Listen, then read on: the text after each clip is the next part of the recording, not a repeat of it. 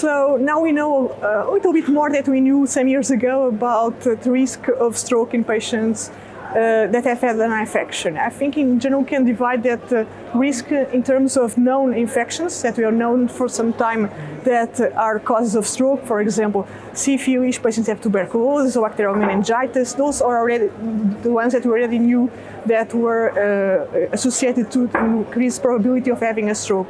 And now there is also some evidence that any kind of infection, including infectious respiratory diseases and even upper tract urinary infections, can also increase risk of stroke.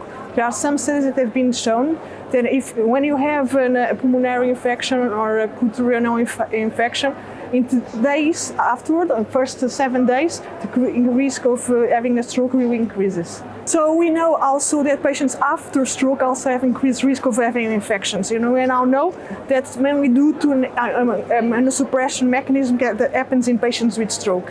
The most common are urinary tract infections and pneumonia. Those are the most common that usually happen.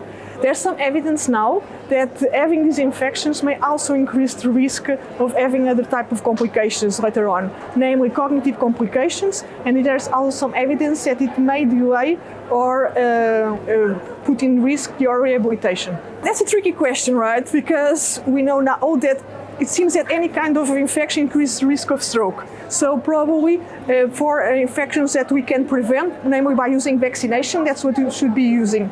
Namely, we know now that there are some studies that have shown that influenza increases risk of stroke, and in patients that have been vaccinated, that risk decreases. Same for varicella zoster virus.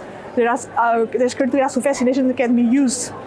So if there's a vaccination that can be used to prevent those kinds of diseases, patients should be vaccinated.